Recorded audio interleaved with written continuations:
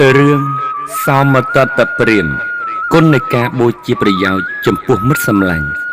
ការព្រះសម្មាសម្ពុទ្ធបរមគ្រូព្រះអង្គទ្រង់និព្វានទៅយូរហើយក្នុងក្រុងសាវត្ថីមានព្រាហ្មណ៍ពីររូបឈ្មោះសមព្រាហ្មណ៍មួយសមតតព្រាហ្មណ៍មួយជាសម្លាញ់នឹងគ្នាព្រាហ្មណ៍ទាំងពីររូបនេះជាអ្នកចូលចិត្តលេងបាសការភ្នាល់គ្នាដាក់គ្រឿងអលង្ការនិងសម្លៀកបំពាក់ថ្ងៃមួយសមព្រាហ្មណ៍លេងចាញ់ត្រូវបានសម្លៀកបំពាក់និងចិញ្ចៀនទៅសមតតព្រាហ្មណ៍ទាំងអស់នៅសល់តែខោខ្លីមួយក៏មិនហ៊ានទៅផ្ទះខ្លាចប្រពន្ធរោគរឿងឆ្លោះប្រកែកឯសមតតព្រាហ្មណ៍កាលបដល់ពេលទៅផ្ទះក៏បបួលសមព្រាហ្មណ៍ទៅផ្ទះដែរសមព្រាហ្មណ៍ក៏ប្រកែកមិនព្រមទៅដាច់អហិង្ការទើបសមតតព្រាហ្មណ៍សួរថាមនាសម្លាញ់ហេតុអ្វីបានជាអ្នកមិនទៅផ្ទះតើអ្នកឈឺចិត្តនឹងលេងចាញ់ខ្ញុំឬសមព្រាហ្មណ៍ក៏បានតបថាមិនមែនឈឺចិត្តក្នុងរឿងចាញ់សម្លាញ់នោះទេមនាសម្លាញ់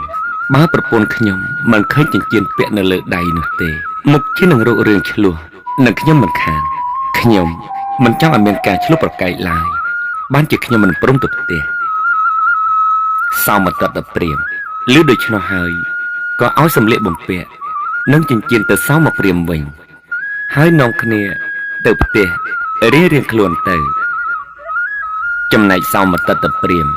ជាមនុស្សខើខូចប្រព្រឹត្តកាមេសុមិច្ឆាចារានិងកូនប្រពន្ធអ្នកដទៃព្រះរាជាបានទទួលបណ្ដឹងអំពីអ្នកប្តឹងហើយក៏ចាត់ឲ្យរាជបុរសទៅចាប់ខ្លួនសមតតព្រាហ្មណ៍មកធ្វើទោសលុះសមតតព្រាហ្មណ៍មកដល់ព្រះរាជាក៏ទតឃើញរូបសម្បត្តិលក្ខណៈរបស់សមតតព្រាហ្មណ៍ជាមនុស្សខ្ពង់ខ្ពស់ហើយ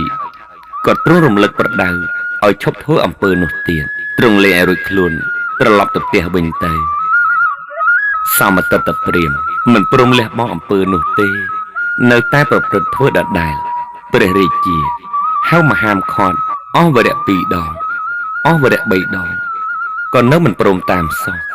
សមតតព្រាហ្មណ៍ប្រព្រឹត្តខុសរហូតដល់គម្រប់4 ដងព្រះរាជាទ្រង់ក្រោធពីរត់ខ្លាំងពេកក៏ឲ្យរាជបុរសយកទៅសម្លាប់ពួករាជបុរសចាប់ចងស្លាប់សេកបណ្ដាអាក្រោះគ្រប់ច្រកល្ហកក្នុងទីក្រុងក៏បានឮដល់សមព្រាហ្មណ៍ជាសម្លាញ់ក៏រត់មកមើលឃើញស្គាល់ថាជាសម្លាញ់ដែលជាអ្នកឲ្យប្រយោជន៍ដល់ខ្លួនក្នុងពេលដែលលេងបាសការចាញ់ក៏និយាយអង្វរករាជបុរសឲ្យឈប់ចាំសិននៅទីនេះកុំអាយយកទៅសម្លាប់ចាំខ្ញុំទៅសូមទោសព្រះរាជាសិនពួករាជបុរសក៏ព្រមចាំសមព្រាហ្មណ៍ក៏ទទួលសូមទោសព្រះរាជាសូមឲ្យព្រះរាជាដាក់ទោសខ្លួនវិញឲ្យលេងសមតតព្រាហ្មណ៍ចោលព្រះរាជាក៏ទ្រង់តណ្ហិភាពពុំមានព្រះរាជាអង្គការថាដូចម្ដេចឡើយកាលណាបើព្រះរាជាទ្រង់អនុញ្ញាតដូច្នោះហើយ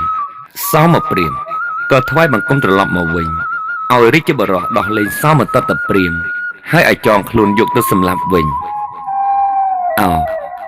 គួរឲ្យស្ញែកណាស់មិត្តសម្លាញ់មានសភាពបែបនេះមានតិចពេកហើយនៅក្នុងលោកស្ទើរតែគ្មានសោះញាតិញោមជាសម្បុរសទាំងឡាយអ្នកមានមិត្តសម្លាញ់ទាំងឡាយនៅក្នុងលោកគួរតែយកតម្រាប់ទៅតាមសមព្រាហ្មណ៍នេះគ្រប់គ្នាកុំបីសម្លាប់មិត្តនៅក្នុងវេលាមានអាសន្នឡើយពួករាជបុរសទាំងឡាយក៏ដោះលែងសមតតព្រាហ្មណ៍ហើយចងសមព្រាហ្មណ៍យកទៅសម្លាប់ចោលទៅឯដួងវិញ្ញាណដ៏ស្មោះសរល្អបរិសុទ្ធរបស់សមព្រាហ្មណ៍ក៏អណ្ដែតទៅបដិស្ថានក្នុងវិមានមាសកណ្ដាលវងនៃពួកទេពនារីទាំងឡាយនាឋានទេវលោកសោយទឹកសម្បត្តិជាសុខសែនខ្សានចំណែកសមតតព្រាហ្មណ៍ការបរិបរោះសម្លាប់សម្លាញ់ហើយក៏យំសោយសោកបោកខ្លួនបោកប្រាណអាណិតអាសូរក្រៃពេកលុះបន្ទោបងនៅការយំសោកហើយ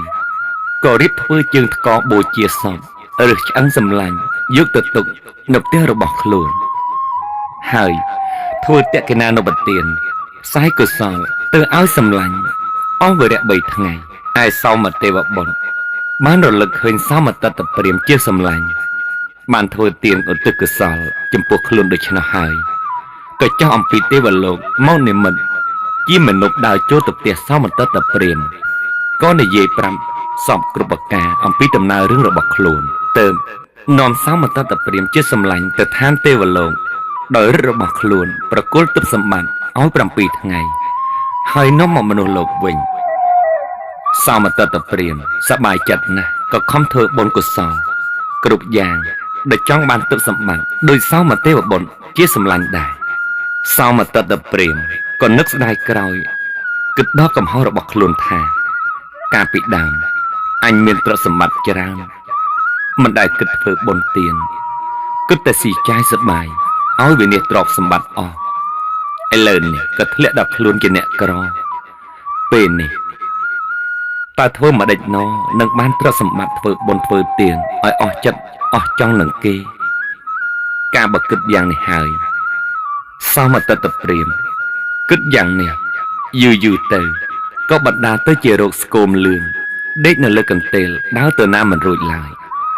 ចំណែកឯសមទេវបុត្រក៏ដឹងថាសម្លាញ់មានរោគដូច្នោះហើយក៏មានចិត្តប្រាថ្នាចង់ឲ្យទ្រព្យសម្បត្តិប៉ុន្តែក៏យល់ថាមនុស្សលោកប្រើប្រាស់ទ្រព្យសម្បត្តិមិនបានឡើយទើបយកកែវមណីជូតមួយដុំមកឲ្យកែវនោះអាចសម្រេចសេចក្តីប្រាថ្នាគ្រប់យ៉ាងបានចំណែកឯសមន្តតព្រាហ្មណ៍បានកែវមណីមានអានុភាពនោះហើយក៏សប្បាយចិត្តជារូបទាំងពួងទៅគិតតែចំណាយធ្វើបុណ្យធ្វើទានតែម្យ៉ាងដល់រាប់ដល់អស់អាយុបានទៅកើតទេវលោកសោយទិសសម្បត្តិជាសុខសាន្តខ្សាន្តជាមួយសមទេវបុត្រជាសម្លាញ់អស់កាលដ៏យូរជាអង្វែងតទៅសូមអនុមោទនា